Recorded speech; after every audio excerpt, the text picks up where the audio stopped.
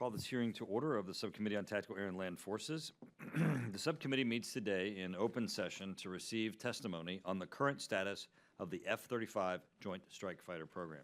I'd like to welcome our witnesses, Lieutenant General Christopher Bogdan, F-35 Program Executive Officer, excuse me, and Major General Jeffrey L.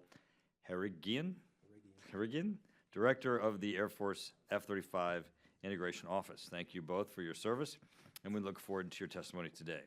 This hearing continues the committee's ongoing oversight of the F-35 program since the program officially began in 2001.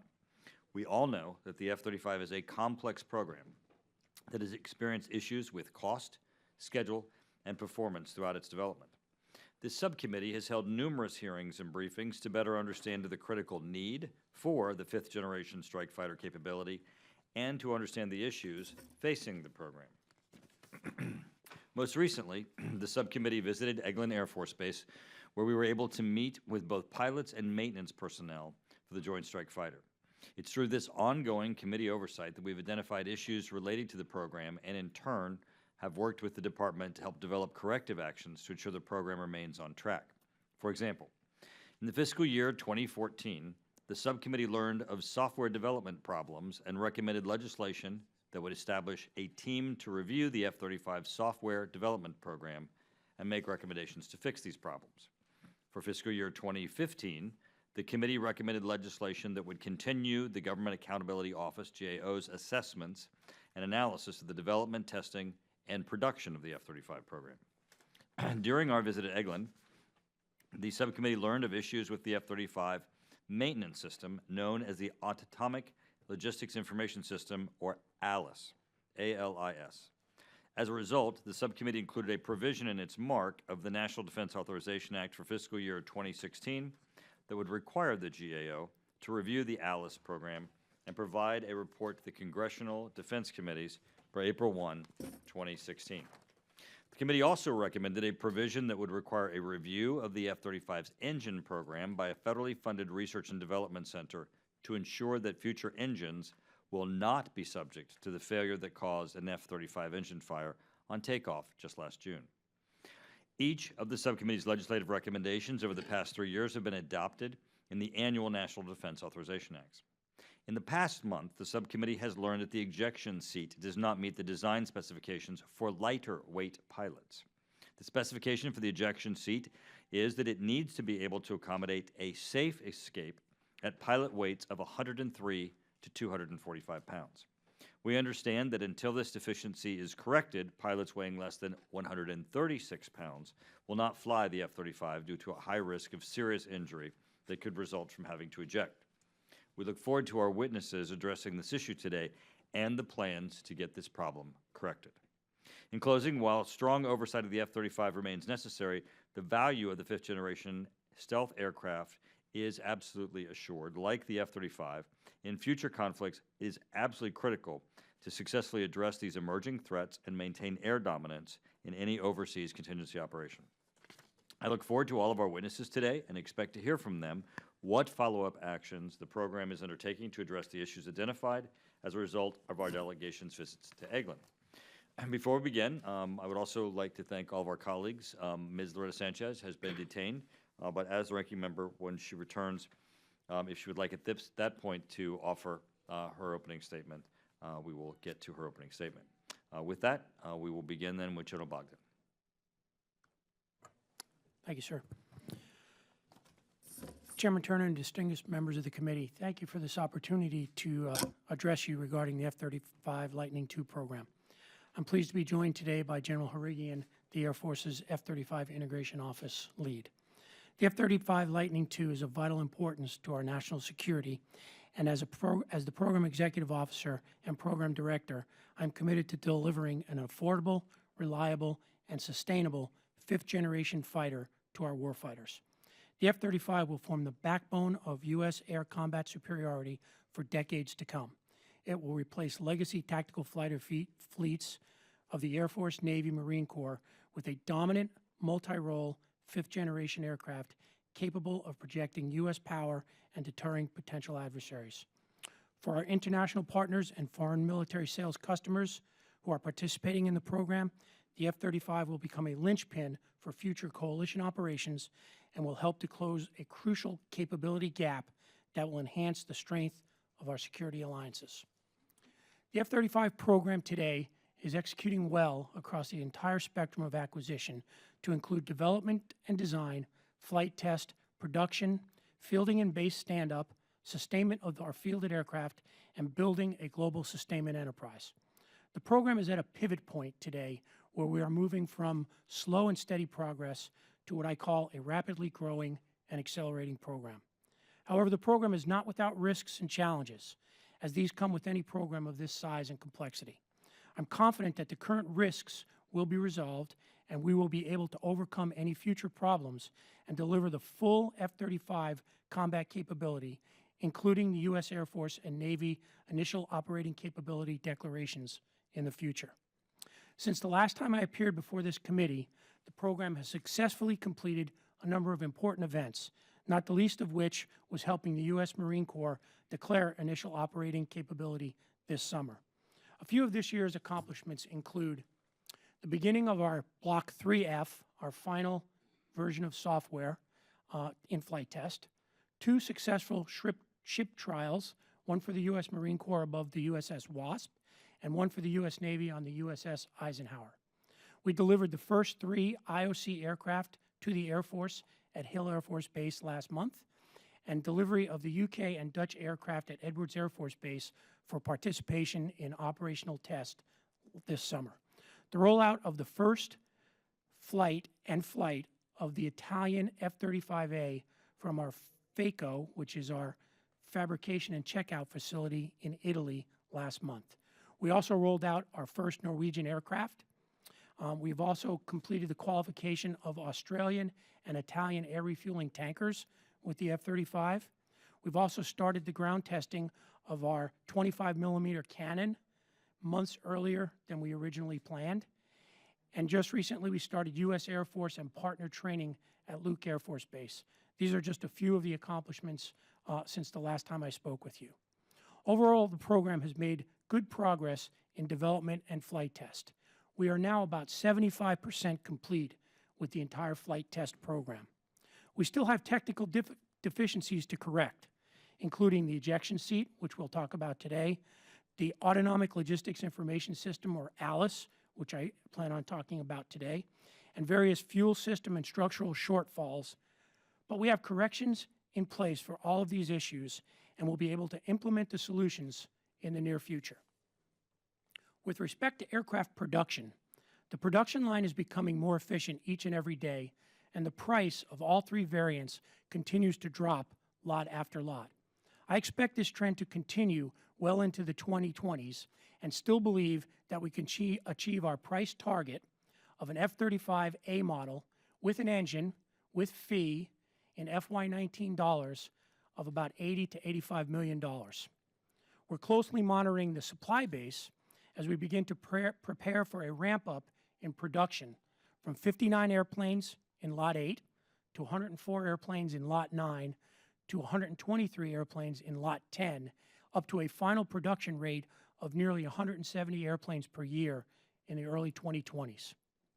We're also seeing some improvements in the reliability and maintainability of the aircraft as a result of focused efforts on the supply chain, the repair cycle time of spare part availabilities, and improved maintenance procedures.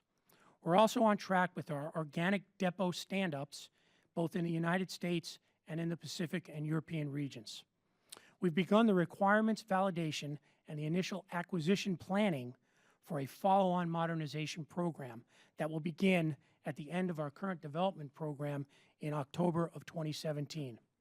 I am committed to establishing a lean, effective modernization program with the appropriate government control and oversight to ensure that it remains both affordable and transparent, while at the same time effectively enhancing the F-35's capability for decades to come.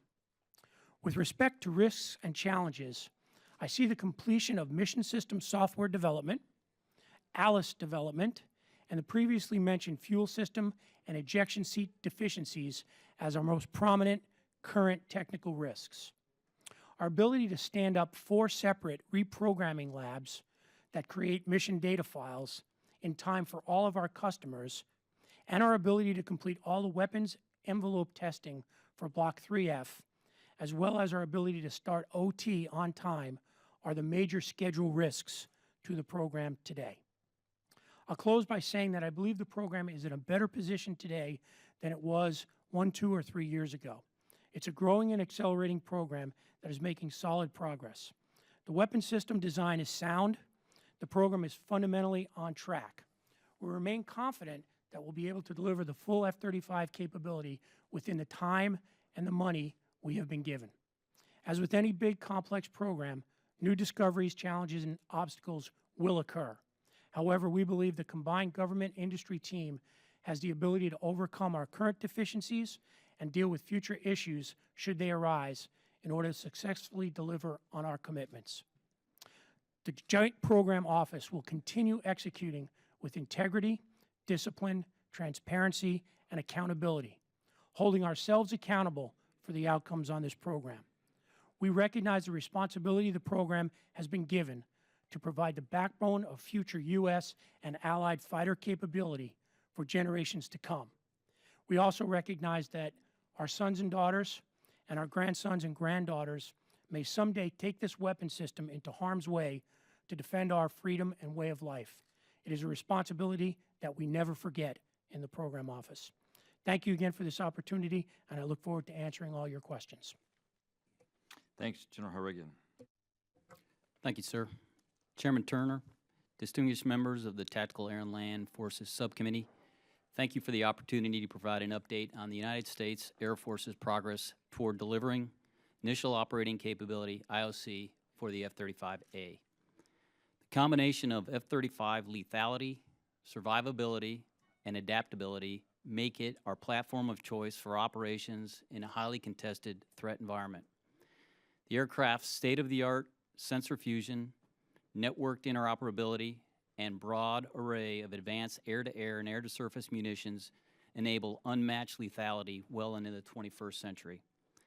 The F-35's exceptional survivability is achieved through a combination of low observable technologies, advanced electronic attack and electronic protection, and shared situational awareness.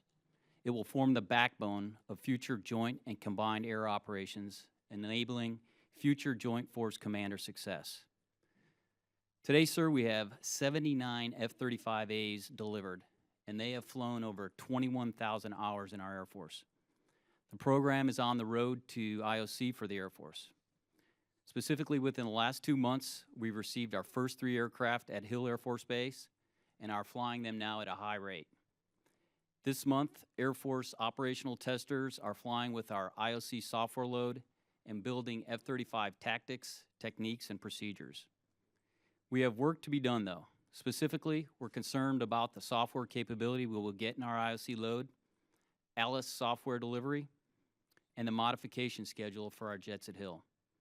All that notwithstanding, we expect to declare IOC as planned in 2016. However, this is still a program in development, and challenges remain. We will continue to work closely with the Joint Program Office, Lockheed Martin, to assure we achieve full warfighting capability. While IOC is an important milestone for the program, we must not lose sight of the goal of full warfighting capability. The program must develop and deliver 3F software on time, and we need to invest now in Block 4 follow-on modernization to provide the warfighter with the most current and relevant capabilities required to meet the future threat. The capability advantage that the Air Force had enjoyed over potential adversaries is closing fast. And in modern warfare, if the Air Force fails, the Joint Force fails. Thank you again for this opportunity to discuss the F-35. I look forward to answering your questions. Thank you, sir. Thank you, both of you. I've just got a couple questions to get things started off. We have a number of members who have questions, so we want to make certain that we get through everyone. General Bogdan, the ejection seat. Obviously, it is not performing. This is supposed to be life-saving, not life-threatening. Could you share with us more information about this? What is the problem? How is it being fixed? And what does it take to implement a correction? Yes, Congressman. If you'll indulge me, It's a complex problem, so I'll spend a little bit of time trying to clear up some of the misinformation that you might have. First and foremost, safety is always paramount in the program for me and my team. I would never, ever ask a pilot to do anything that I wouldn't do myself. And the airworthiness authorities that work with me on the Navy side and the Air Force side feel and act the same way. So we take this deficiency with the ejection seat and the safe escape very, very seriously. And let me explain what the problem is and what we're doing about it. As we begin, as you said, Congressman, the ejection seat we have in this airplane was designed to cover the widest range of pilot weights and sizes that we've ever had in a fighter airplane. The seat and the ejection system is designed to deal with pilots down to 103 pounds all the way up to 245 pounds, as you said. But it is also designed for different sized pilots, from the smallest pilots anthropometrically to the largest pilots. And the combination of the weight and the size means that we will be able to put more pilots in this airplane than any other legacy airplane before it. We do have deficiencies. We have found those deficiencies through the normal testing process. We have a number of deficiencies with the ejection seat, not all of which were found just recently. We have been testing the ejection seat for many, many years. And when you start testing a system like the ejection seat, what you do is you start from what we call the center of the envelope of that ejection seat, meaning the average weight, the average speed, the average altitude. And then you work your way outside to the edges of that envelope. And as you get out to the edges of the envelope in terms of speed and in terms of the weight of the pilots, things become more severe and are harder to achieve in terms of safety. The test that occurred on 27 August of this year that resulted in the Air Force and the Navy restricting pilots below 136 pounds was a test at the very edge of that envelope. It was a low-speed test with the lowest weight pilots we have, and if you drew that envelope, it would be on the very, very corner of it. So it's a difficult place to be able to design the ejection seat for. But having said that, after that test, we recognized that there was a deficiency. That is a different deficiency than a few of the other deficiencies I'm going to talk about, which encompass all of the problems that we're having with the ejection seat. So let me start and talk about a few of the other issues that we've had on the seat that we are in the process of fixing, and then I will get to the last problem, the one in which resulted in restricting pilots less than 136 pounds, because all the other problems that I'm going to talk about came with no restrictions. We continued to fly with all sizes and all weights of pilots. So in the ejection sequence, there are three important portions of that process. The first is what we call catapult, when the seat gets blasted out of the airplane. For a lightweight pilot today, less than 136 pounds, when he or she goes up the rails of the airplane in that catapult, his or her neck gets pushed down like that. When we initially did the testing on that condition, what we found was if the pilot has the helmet on his head or her head, and that helmet weighs more than 4.8 pounds, then the neck loads for that lightweight pilot by a very little bit exceed what we would consider to be perfectly safe. So what did we do? The first thing we did was we began taking weight out of the helmet to ensure that every helmet we have is going to be weighing less than 4.8 pounds. Today, our helmets weigh about 5.1 pounds. So we're talking about 6 ounces of weight to get out of the helmet. We are developing that new helmet that weighs less than 4.8 pounds today. We never had to restrict lightweight pilots for that catapult phase because the neck loads that they would experience with that, even with that heavier helmet, were so close to the safety limits that the airworthiness authorities thought that that risk was quite acceptable. And I agreed with that. Now, I did the risk assessment with my team, and I give it to the airworthiness authorities, and they decide. So that was problem number one, which we are fixing with a lighter weight helmet today that resulted in no restrictions on who could fly the airplane. The second problem is once the ejection seat leaves the airplane, you get wind blast. That's because the ejection seat is moving at hundreds of miles an hour, and as it comes away from the airplane, it's almost as if you put your hand out of your car as you're driving and you feel that wind blast. In this instance here, the pilot's head gets forced backward instead of forward. Once again, in our testing, what we found out was if a lightweight pilot, less than 136 pounds, has a helmet that weighs more than 4.8 pounds, then that neck stress going backwards is higher than what we'd like it to be, but not so high as that we would need to have restricted pilots from flying the airplane. So the solution to both those problems, the catapult problem and the wind blast problem, are to reduce the weight of the helmet. We have been ongoing with the development of the new helmet and the new weight for about 6 months. It will take about another year for us to finish that to ensure that every helmet is less than 4.8 pounds. We did have one pilot at this period of time that was flying the airplane that was less than 136 pounds. And the reason why that pilot could continue to fly, even with those known risks, was because we hand-built him a helmet that weighed 4.7 pounds. We cannot manufacture today on the production line in any mass quantity a helmet that weighs less than 4.8 pounds. That's why we're redesigning it. But for that particular pilot, we took pieces and parts and we fabricated a helmet that weighed less than 4.8 pounds. That was why that pilot, even during this known risk area, was able to continue to fly. So those are two problems being solved with one solution that we should have done in about a year. The third problem we found during normal testing occurs in what we call the opening shock phase of the ejection, when the parachute on the back of the seat comes out. And in this instance here, when that parachute comes out, once again, the pilot's head moves forward. In this instance here, the only pilots that are affected by the opening shock being too strong and causing the neck loads to be above what we would consider safe is once again that lightweight pilot. The risk of that happening, though, was low enough that the airworthiness authorities felt that it was not significant enough to have to restrict anybody from flying the airplane when we found that problem. But when we did find that problem, and we found that one probably about 8 or 9 months ago in normal testing, we already began a solution. The solution to that problem for the lightweight pilot is just to delay that parachute coming out by a fraction of a second. Because as the seat comes out and hits the wind blast, it begins to decelerate.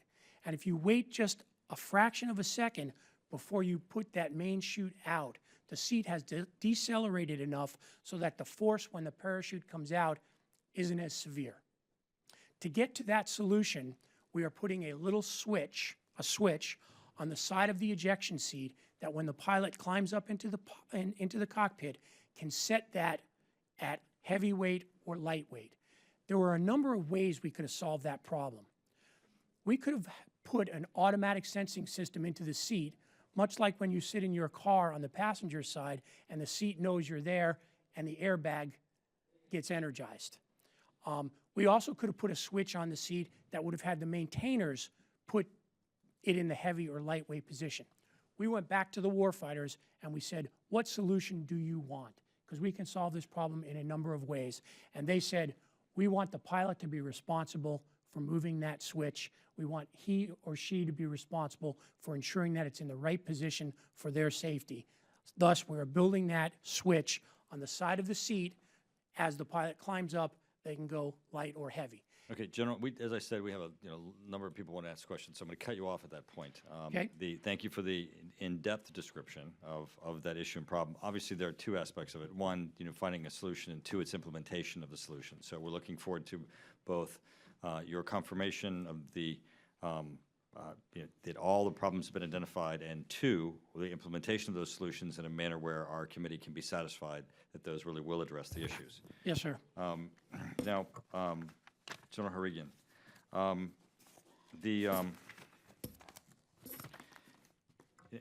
everybody in the committee recognizes the need for the F-35 capability. Everybody recognizes that not having the F-35 capability goes to an issue of our no longer having air dominance. It's we win versus we lose. And everybody recognizes that one of the difficulties and problems with this program has been the concurrency, that we're both inventing at the same time that we're producing, and that as a result of that, we will have delays, cost overruns, and at times there will be problems that will have to be identified that then need to be fixed, as General Bogdan was just testifying. There have been obviously a number of those. But the biggest concern that we all have is not as problems arise can they be addressed, but an assurance that when we get to the end, that this F-35 capability that we all know we need is actually the capacity that we demanded, that plane performs as it's supposed to. Now, on January 25th, flight tests demonstrated that the F-35 was not as maneuverable as an F-16 that the aircraft is supposed to replace in a dogfight. Can you comment on the conclusions of that test and the implications of the F-35 in combat? Yes, sir, Chairman. So to go back to that flight test, as a reminder, that was one of the very first developmental test sorties that were flown to better understand the slow flight characteristics of the airplane. Since that initial sortie, we have now been able to put the airplane in the hands of our operational testers. So these are the folks that are now wringing out the tactics, techniques, and procedures for how we will fly the airplane in combat. In fact, sir, over the course of the last month, they have been developing some specific exercises to better understand the characteristics of the airplane. And that would include post-stall, acceleration, how the airplane turns, to prepare them to do what we would call basic fighter maneuvers, which is where they fight one against one to see how the airplane performs in both an offensive and defensive perspective.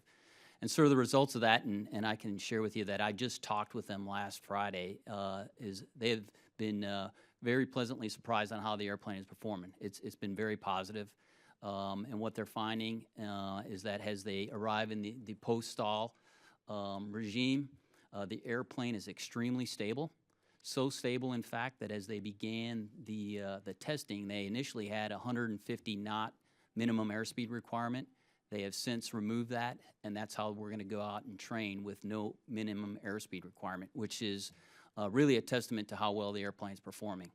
So in that environment, we will continue to learn. What I would offer to you is that we are still in the nascent phases of fully understanding how the airplane will employ in that environment, but that capability in my mind is going to be there. And I would offer to you that as one of the early F-22 pilots that I was, we had some of the same learning curve issues. We had to go out and fly the airplane and fully understand across the regime of where we were going to employ it, how to best get the most out of the airplane.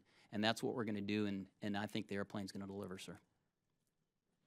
Appreciate your reference to that. Even the Wright brothers, after they invented the plane, had to learn how to become pilots. We appreciate that process.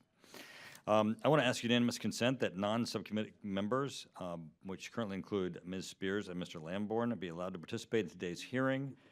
And Mr. Cooper, after all subcommittee members have had an opportunity to ask questions, if I hear no objections, non-subcommittee members will be recognized at the appropriate time for 5 minutes. Turning now to the next questioner, which will be Mr. Waltz. Well, thank you, Mr. Chairman. And Generals, thank you for taking the time to come and for continuing to update us on this. I think it's critically important. I want to go back to April's hearing because I think it's important for us to build on what we asked and to get on. And in that hearing, I asked, what is our next hearing going to look like when we come? And at that point in time, Secretary Stackley said, we'll have a United States Marine Corps version, completion of 3I testing and 3F testing, and we'll be able to see the end of R&D costs. Are those things panning out? The Marine Corps has declared IOC and is flying operational missions at Yuma today, sir, so I would put a check in that box. We are completed with all mission system testing for 3I. We intend on delivering that 3I software to the field in January. As General Harigian said, we have already handed that software to the OT testers so they can ring it out. So I'd put a check mark there. For 3F, I'm not sure if Mr. Stackley was referencing when we would have 3F done, but I have always contended and always told this committee that I thought that the schedule for 3F had about 4 to 6 months of risk in it. I just recently did another schedule risk analysis and took a look at our schedule and our plans. What I will tell you is that that 4 to 6 month risk is now down to about 3 to 4 months, and we believe that the full 3F software capability on this airplane for the A model will be out into the field in August of 2017.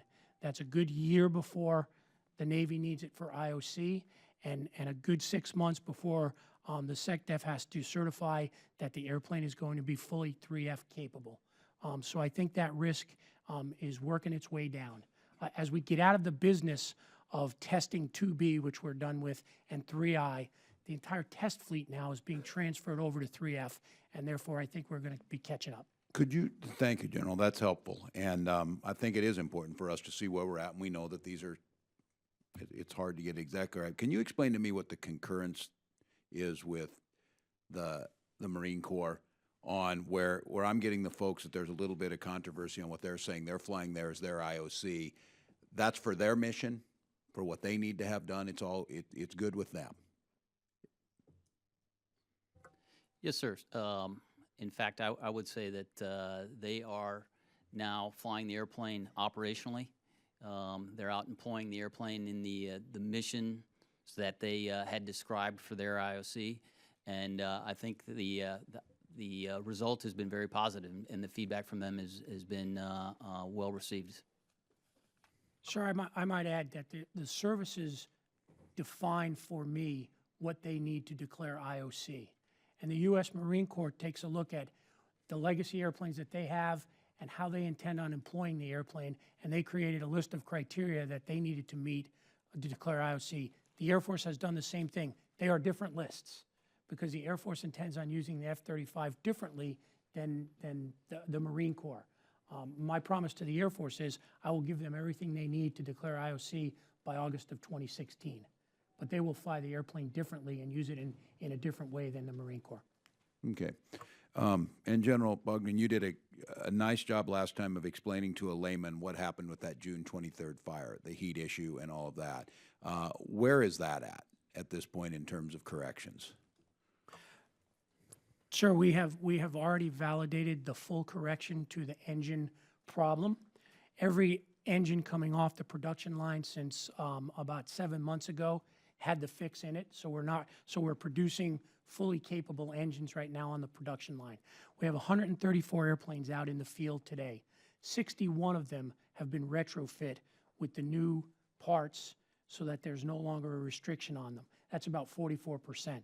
By June of 2016, all 134 fielded airplanes will have the same fix in them that the production airplanes are now going down the production line with. So in my mind, it was a problem, it was unfortunate, but we're putting it behind us. Did we learn anything that goes beyond the specific issue in that in terms of the testing standard in that of what we can extrapolate going forward from that incident?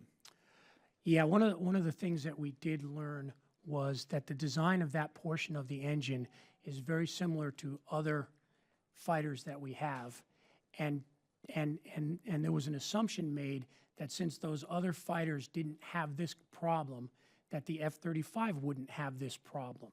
So some of the engineering analysis, I won't say it was shortcut because that's not the right word, but some of the assumptions that they made in the original engineering analysis assumed that the engine was going to react as if it were in the other airplane. And that was not the case. And that was not the case because the F-35 maneuvers differently than another airplane, and the engine actually shifts and moves and bends differently than that other airplane, causing that. So will that change now as we go forward? They will, I hate to use the term, will we assume that they will not do that in the future, that they will go back to the beginning? So part of what we did was we ensured that the models that both the government and the engine manufacturer Pratt & Whitney was using incorporated the new knowledge about the F-35 and the assumptions that we made when we first designed it. So at least for this engine, sir, we're not going to make that same kind of mistake, and Pratt & Whitney has learned that lesson. Great, I thank you. I yield back, Mr. Chairman. Thank you, Mr. Cook. Thank you, Mr. Chairman. Generals, there was an election this week in Canada, and it appears Mr. Trudeau is going to be the winner of that election. Correct me if I'm wrong, but I believe he made some pre-election statements that Canada would not purchase the F-35s, and I think they were in for 65. And so the question is about affordability. If a partner drops out of that, and I don't even know, you know, I'm not a lawyer. I'm dangerous enough as a Marine at one time, but is that going to have an impact on cost or what have you? I'm pretty sure this is my question. So let me start off by saying it wouldn't be appropriate for me to speculate what Canada will or won't do. So I won't provide any opinion about that. But and I will also tell you that I have received no official notification from Canada about the change in status for them today. Having said that, I'm prepared to tell you what the impact to the program would be if that were the case, and let me explain that to you. So first, the current development program that ends in 2017 would have, there would be no effect whatsoever if Canada were no longer a partner, because they had paid all the money into the development program and all the services have already paid, and we intend on finishing the development program with the money we have. So there'd be no effect on the current development program. Not the case for production and the price of the airplane. If any partner or any service moves airplanes to the right or takes airplanes out, the price of the airplane for all the other partners and all the other FMS customers and all of the other services goes up a little bit. In this instance, if there are 65 less A-model airplanes in that production profile from any country, whether it be Canada or someone else, we have estimated that the increase in price to everyone else is about 0.7 to 1%. For an A model today, that's about $1 million a copy for everybody else. So there is an impact to the price of the airplane for everyone else if 65 airplanes are removed from the production flow. There are other impacts. Going forward, we have a follow-on modernization program, and we have future sustainment of the airplane that the partnership shares in that cost. Canada's share of that cost was 2.1%. So if Canada is no longer in the program, that 2.1% cost of future sustainment and follow-on modernization will have to be spread among the other partners and the other U.S. services, because that is a cost that has to be paid, and it wouldn't be paid by a partner who's no longer a partner. The last one has to do with industrial participation. Today, there are many Canadian companies building pieces and parts for the F-35 program. We do not have a set rule as to what happens to that industrial participation if a partner reduces airplanes, adds airplanes, or even leaves the program. There are no set rules. But it is my opinion that the remaining partners and our industry partners are going to have a discussion about what to do with all of the industry in Canada that is building pieces and parts for the airplane. Thank you, General. I have one more question, and I apologize for the nature of the question. This is an infantry guy who's going to ask a logistics question, and I did have to serve as a logistics officer, and it left an indelible mark on me. Not very good, I might add. You know, we get more and more briefs about the engine, everything else, and I'm thinking about the maintenance of a brand new 5th generation aircraft that I guess it would be 4th and 5th maintenance or degrees of maintenance that we'd have to do. Do we have the parts and the technicians that are in place right away to handle this very, very sophisticated piece of gear? Or are we going to have to change on the fly, and is there money available for that? So I'll answer the first part of that, and I'll let General Harrigan give you the Air Force's perspective. As the airplane continues to mature, we are building a maintenance force through training at Eglin Air Force Base that continues to have to understand the changes we make to the airplane, because we're not done developing it. And older airplanes, believe it or not, are being maintained differently than the newer airplanes, because quite frankly, the newer airplanes are in better shape. So we will have to continue to update the maintenance manuals, the parts supply chain, and things until we get the fleet of airplanes up to a common standard. It is a problem that occurs on most programs. We have it a little more severe because of the level of concurrency we have, but you are right, Congressman, that we will have to continue to train our workforce as we continue to change the airplane, and I don't think that will change for quite a while. Mr. Moulton.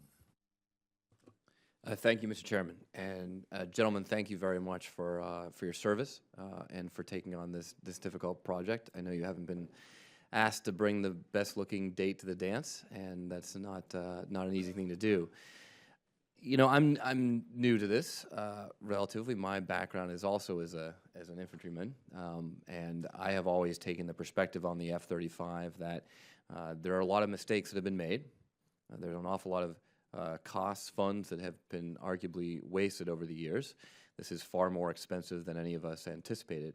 But we're far enough down the line now where we just got to make it work. And would you agree with that statement?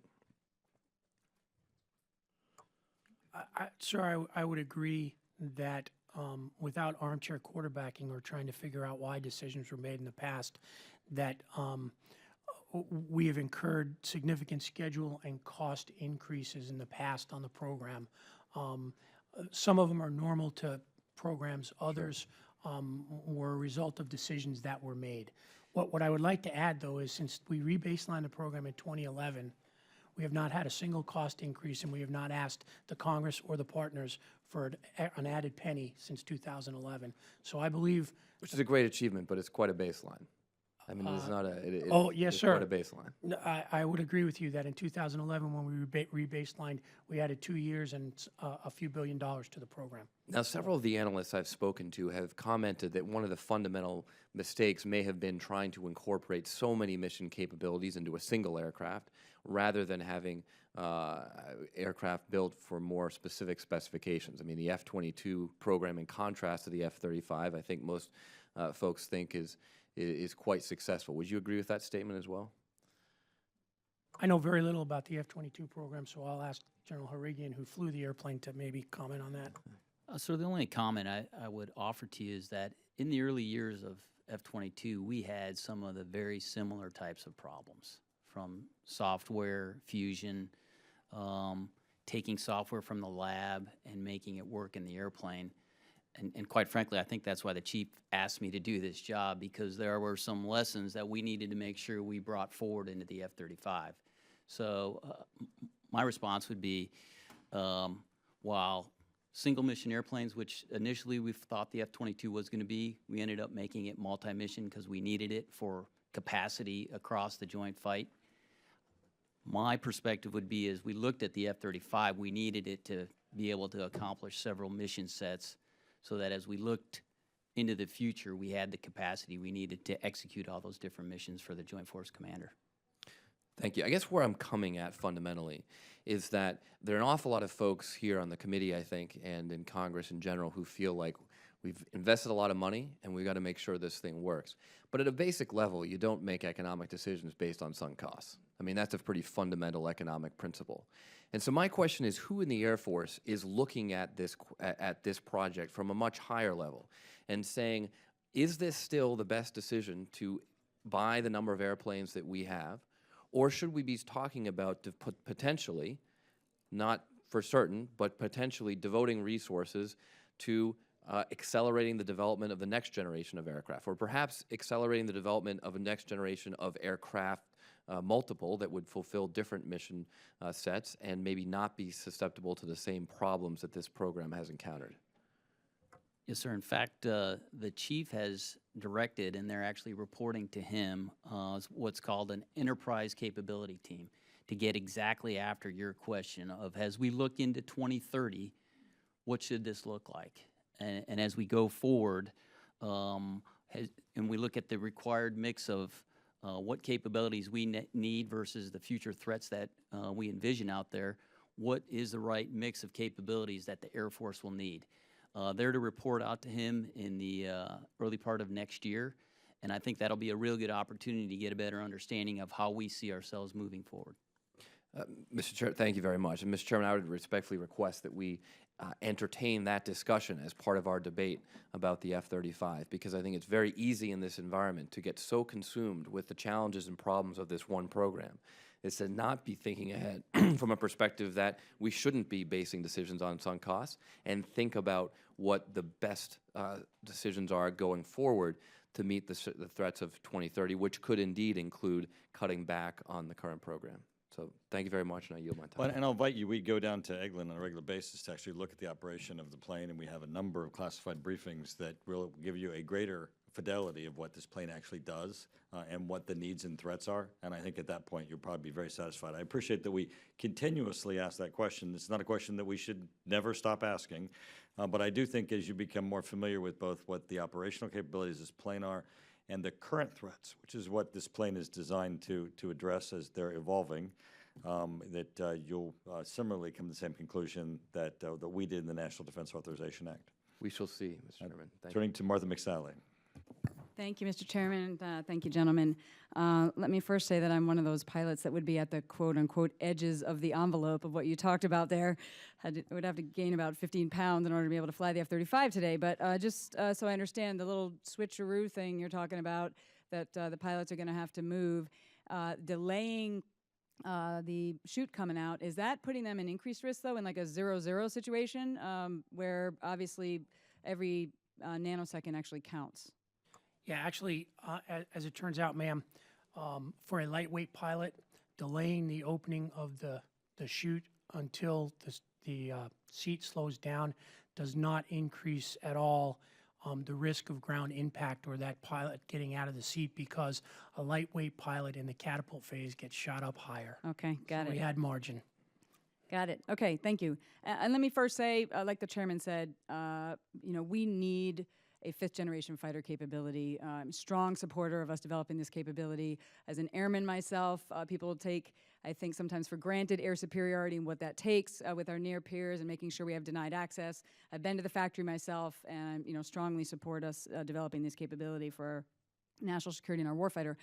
But I am concerned about this airplane is replacing all of our legacy fighters and the whole jack of all trades, master of none, and specifically it replacing the A-10 in the close air support missions that it uniquely brings to the fight. When we talked in April, we had a discussion about some limitations in that replacement of the unique capability in close air support, and I'll just run through them just as a reminder. In the A model, some of these were night capability, lack of the ability to pass 9 lines via data, time on station being 20 to 30 minutes. But then even in the follow-on capabilities, the munitions only 180 bullets, time on station being only 45 minutes, and Dr. Gilmore agreed that the F-35 would not be able to survive a direct hit, like the A-10 can, and still allow the pilot to at least fly to friendly territory so that they're not taken POW and lit on fire in a cage, like we've seen happen to the Jordanian pilot. So these are really important capabilities. So these shortfalls were identified in the April hearing. I was glad to see that in August, Dr. Gilmore announced that there would be a head-to-head test against the A-10 and the F-35, but I don't want to put words in your mouth. I think you were not supportive of that test, and I think you said it wasn't a good use of taxpayers' money. I disagree with you there, General Bogdan. I think it's a very good use of taxpayers' money. If the F-35 is going to replace the A-10, we need to identify whether we're going to have a decrease in the unique capabilities in that mission set, and that includes the loiter time, the lethality, 1,174 bullets, the ability to take a direct hit, and all that all that the A-10 brings to the fight. So I just wanted to get your perspective on the record about that head-to-head test, how that came about, and also I'm skeptical about it, quite frankly, with all the things we've seen the Air Force try and do to go against the will of this Congress and backdoor retiring the A-10. You can set up a test to have any sort of result you want, so is the test going to specifically address not high-end, sophisticated air defense circumstances, but where we have air superiority and those unique capabilities of the loiter time, the lethality, the maneuverability, and to do a continuous cast fight and take a direct hit? Will that be a part of that test? Sure. Ma'am, if you don't mind, Yeah. I'll come back first. So I think probably familiar that the chief came back and said we're supportive of executing the comparative testing. After he called it silly, but yes. And so at this point, right now, we were working closely with our Air Force Operational Test Center folks, are working Yeah. closely with DOT&E to formulate exactly what that test will look like. Okay. Specifically looking at multiple scenarios, both in contested and permissive environments, looking at different ranges, time to arrive on target, loiter time, all those types of things will be incorporated for the appropriate analysis to ensure that at the end of the day, we're delivering the platform that's effective and suitable in the environments we're going to operate it in. Great. I'm interested in continuing to, interact and see how that test is going. General Bogdan, you got anything else to add? Yes, ma'am. What you described just now was exactly what I think should be done with the F-35, and that is tested in a realistic operational environment for the CAS mission that the Air Force intends the F-35 to do. Right. Not the CAS mission that the Air Force intends the F-35 to do looking like an A-10. The problem that I have is that money that I'm going to spend doing the testing on the A-10 could be used elsewhere. And I know the outcome of that test. I'll give you an example. You have a decathlete in the Olympics, and you have a 100-meter sprinter. If I put the 100-meter sprinter and a decathlete on the starting line for a 100-meter sprint, I don't have to run that race to know who's going to win it. I don't need to test the A-10 to figure out what the F-35 can do in a close air support role. What I would prefer to do is test the F-35 in its close air support role as the Air Force sees the requirements for that mission for the F-35. I hear you, and I'm out of time, but I think us envisioning that we're never going to have close air support where guys are on the run, they're out of ammo, they're doing a mirror flash into your eye, they're, don't have time to do standoff cast because of the complex circumstances. If we think that's never going to happen again, I think we're You are lying to correct. You are out ourselves, of time. so. Okay, thank you, Mr. Chairman. Thank you. Ranking Member Sanchez. Thank you, Mr. Chairman. And first of all, thank you for holding this. Because as you know, you and I have been through a lot of growing pains on this F-35 program. And I know people have mentioned they've been down to the factory. Well, we've been to the factory, and we've been to the factory overseas, and we've been to see them in action, and we've been to talk to the pilots, and we've been, and we've been, and we've been. And so what we have on our hands is the fact that this is going to be our production plane for the future.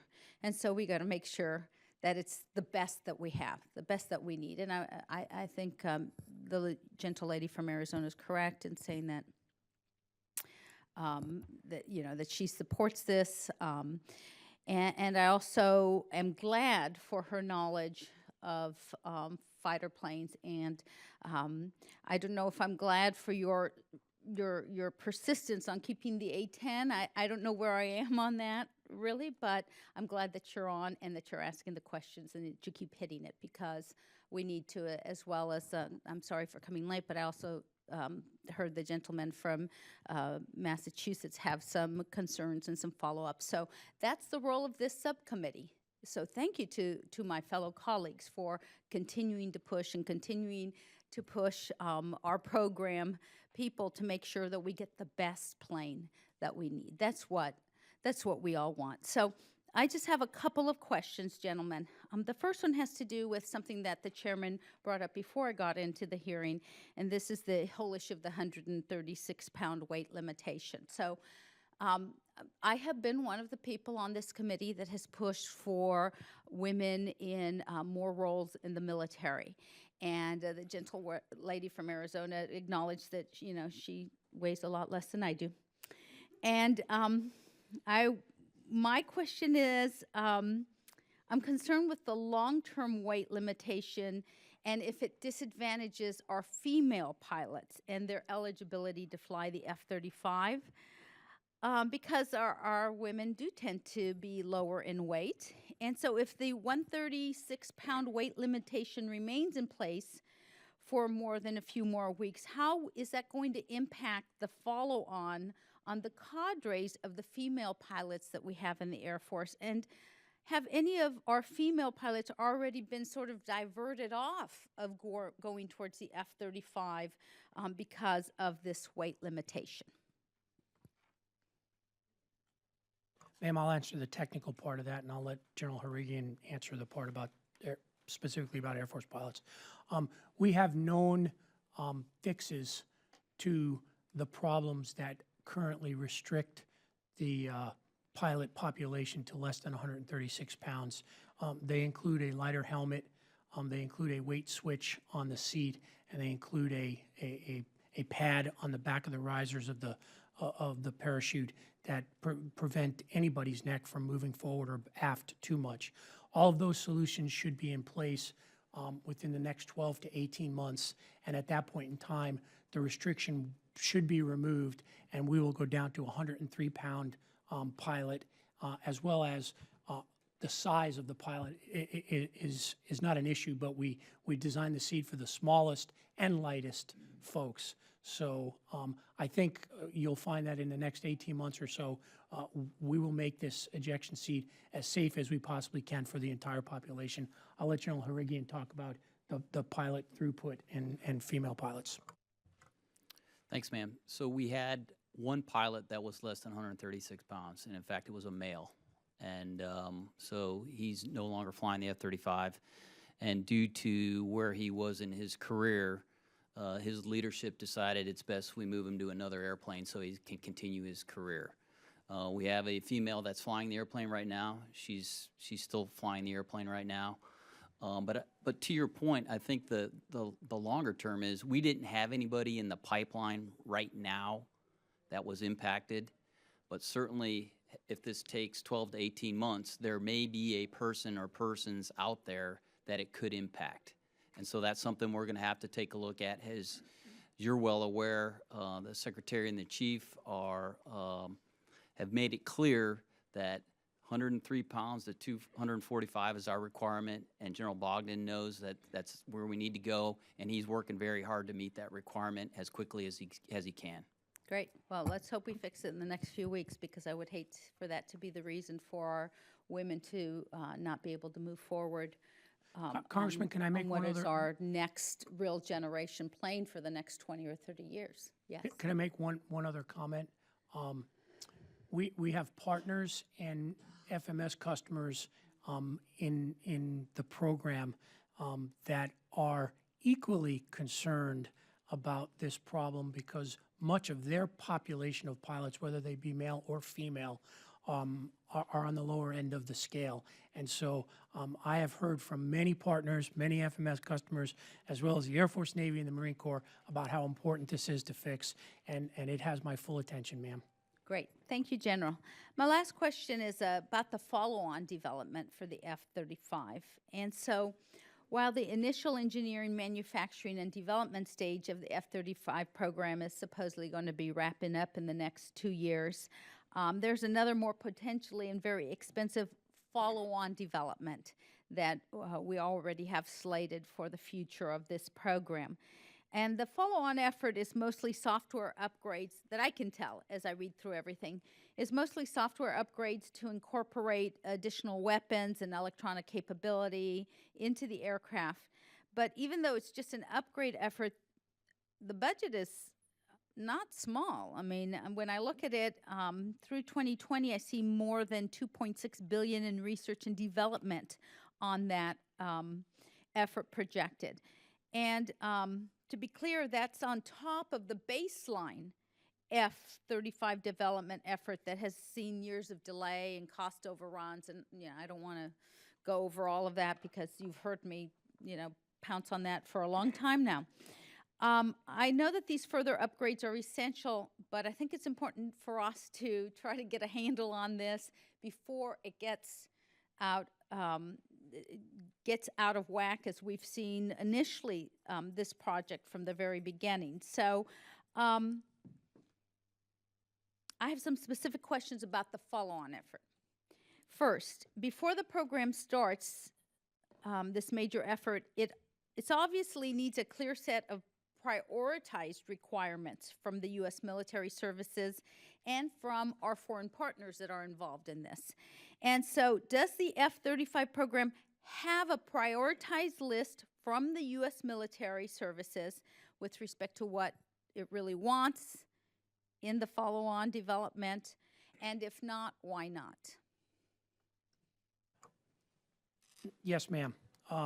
You have boiled this down to the essence of one of the issues with follow-on development today. With 14 different customers, we have a large amount of requirements that I today believe are unaffordable.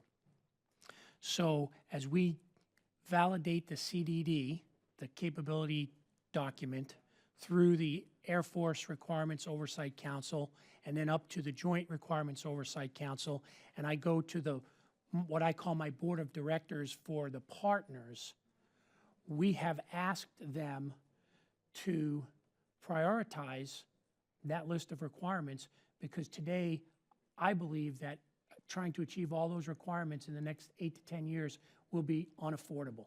So the process has begun.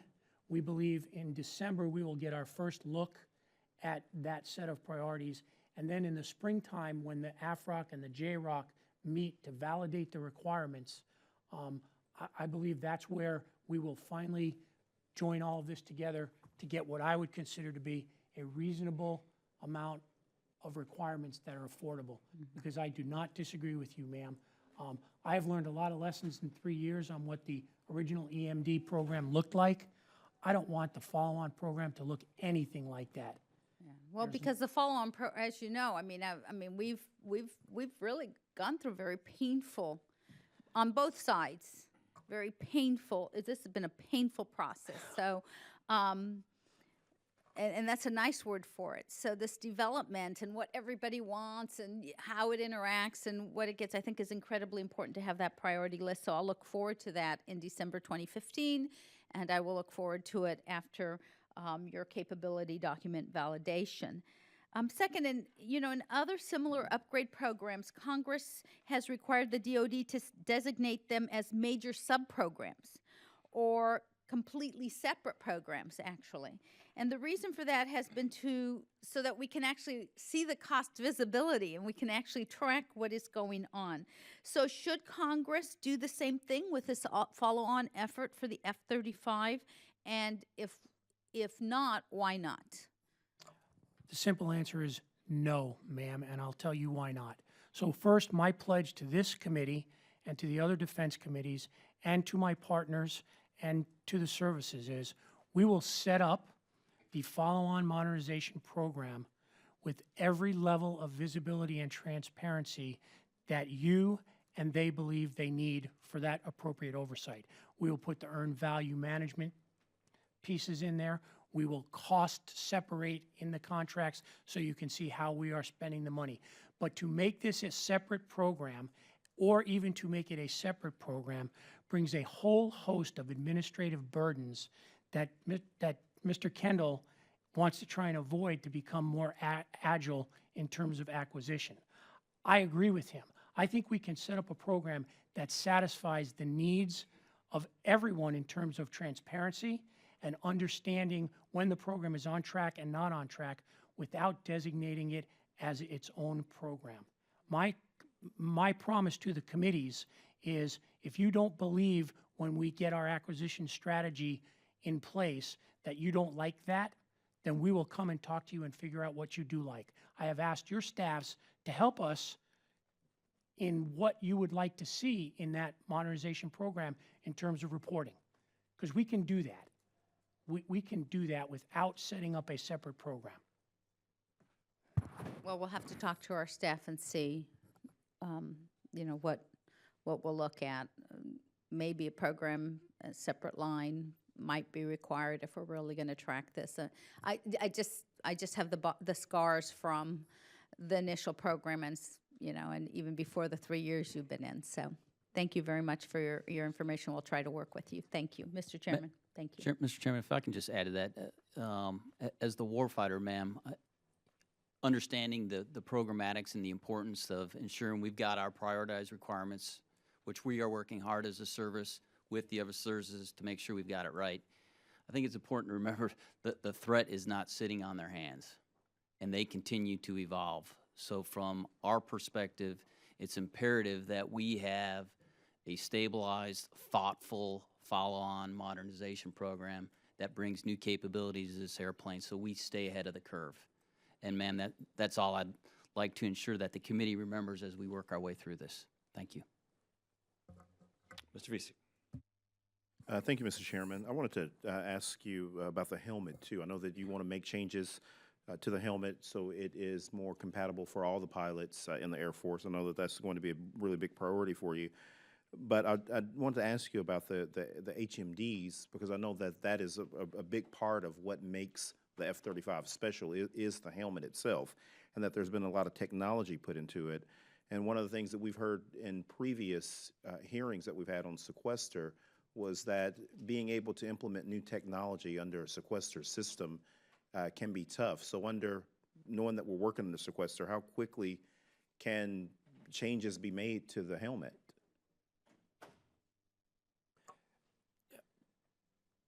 The changes and the improvements that we're making to the helmet, Congressman, are part of the broader SDD program.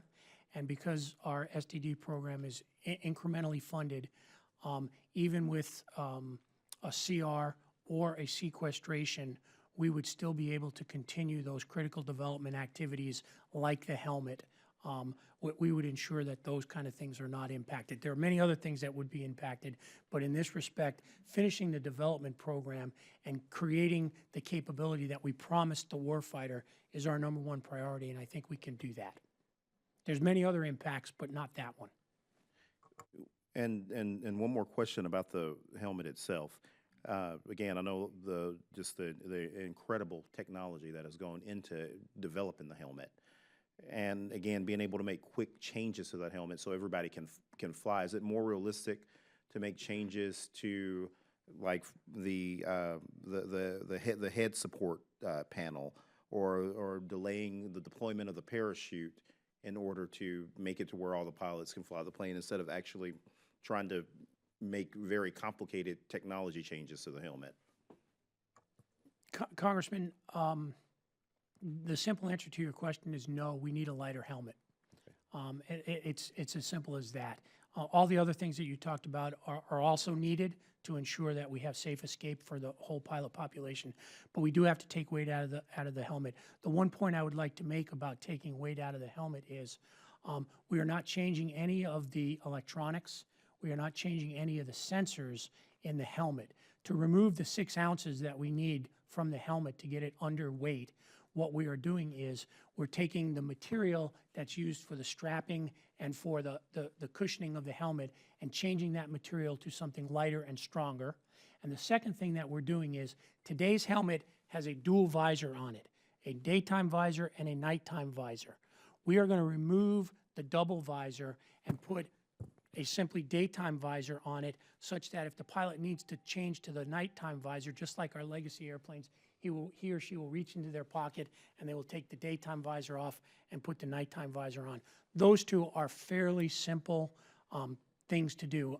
Now, I never want to say anything's easy in the F-35 program, because nothing's ever easy. But in this instance here, I think we got it just about right, because we're not going to mess with any of the high technology things that make that helmet what it is. Okay, good. Thank you. Mr. Chairman, thank you very much. Ms. Graham. Thank you, Mr. Chairman. Thank you both for your service. Thank you for being here. As a North Floridian, both Eglin and Tyndall, incredibly important, and your service and the service of so many men and women who live in North Florida is greatly appreciated. So thank you. When we had a CODEL, and Mr. Chairman, when did we go on that CODEL? When was it? In March? In March. And it was so informative, and really impressed with the F-35.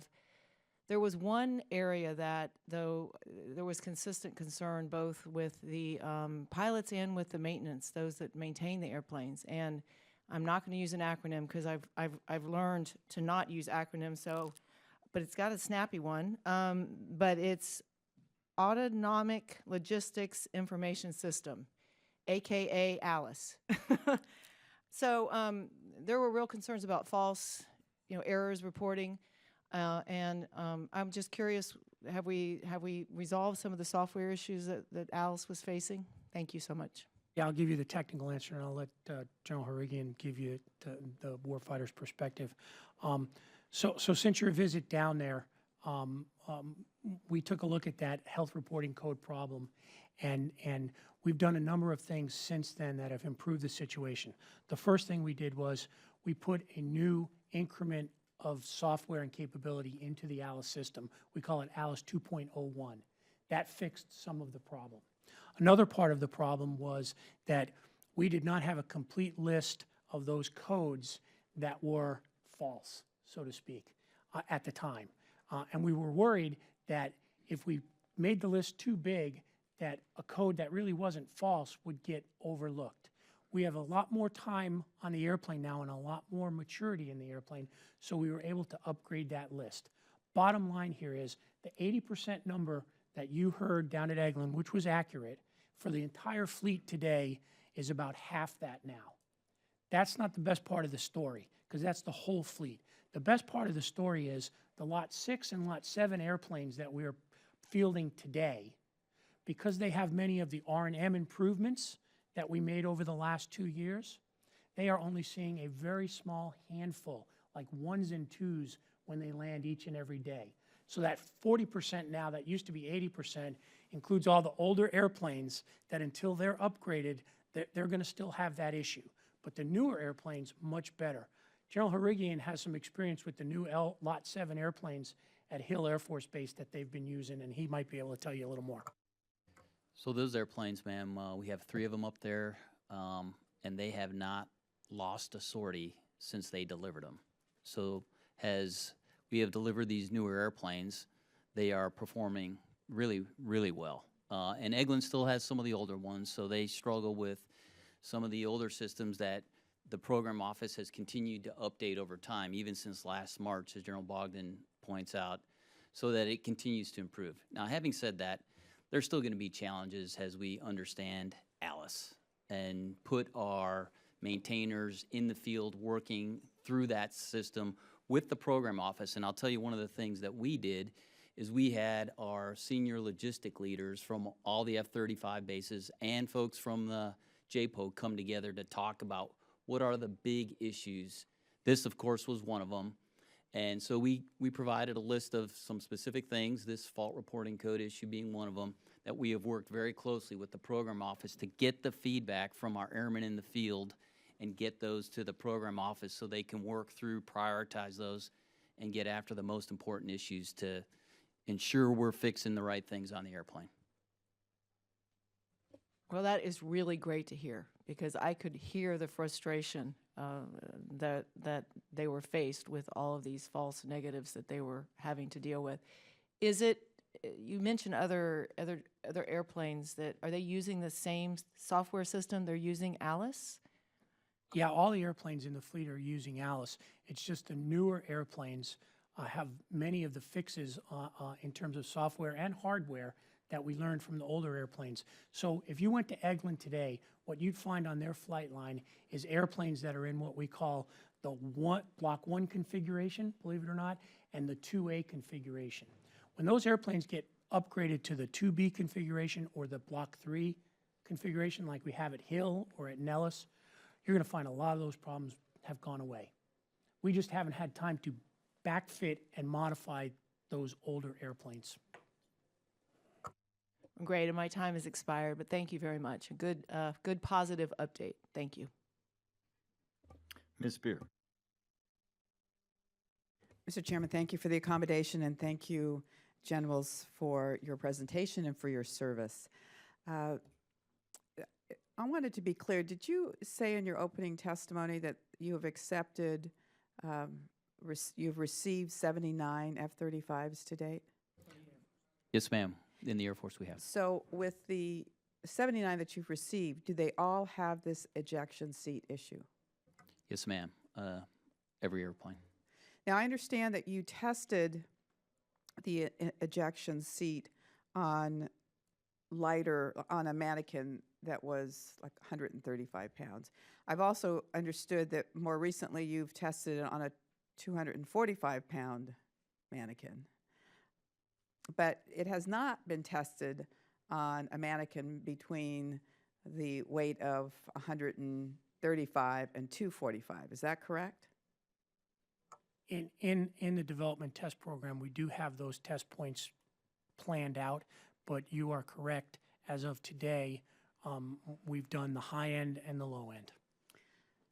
So my concern is this. If we know there's a problem on the low end, we haven't tested it for those who are likely to be most pilots between the weight of 135 and 245, and we have them in these planes now testing them. Are we putting any of them at risk? The answer to that is no, ma'am, because we have done the risk analysis on the test points that we have had on the ejection seat, and what we have found is the only area where we have a problem today is with the lightweight pilot below 136 pounds, because when we have tested throughout the envelope, you can't test every point for every weight, but the areas that we have tested indicate that in the heart of the envelope, for the heart of the pilot population, there is not any increased risk of injury at all. And I General, do you have I any can show comment? you that analysis, ma'am. All right, thank you. Ma'am, and from the service perspective, we have a life cycle management center that is part of our airworthiness organization, and they have, and ma'am, to be clear, I talked with the guys who've been working this for 30 years, because clearly this is an important issue for us, and we share and talk very closely with the program office with this. And exactly what General Bogdan said is how it was communicated to us. In fact, they've shown us the chart, how it lays out, and what the risk levels are. And so, as General Bogdan said, there is certain risk there. We've accepted it, except at the low end beneath 136 pounds.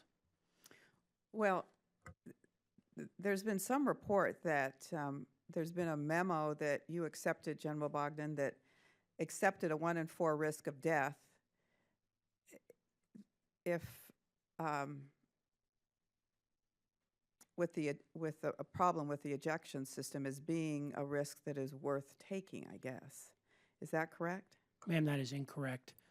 The data that you have came from a reporter who got a copy of an official use only internal DoD document that my team put together to assess the risks of a lightweight pilot and a pilot between 136 and 165 pounds. That document should have never been publicly released. I have an investigation ongoing to figure out how that reporter got it. But the worst part of this is the reporter did not know how to read the report, ma'am. So let me give you the actual facts. Today, a pilot that weighs less than 136 pounds, if he steps to the airplane, he or she has a 1 in 50,000 chance of hurting their neck from an ejection.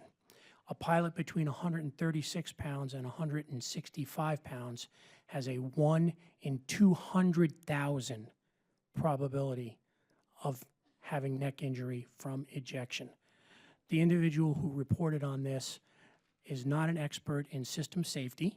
Okay, my time is running out. As I understand it, the test was done under ideal circumstances. Is there any reason to feel that the results would be any different in circumstances where it was going not at ideal speeds, and not going straight, but going up? Your time has expired. Generals, I want to thank you for being here.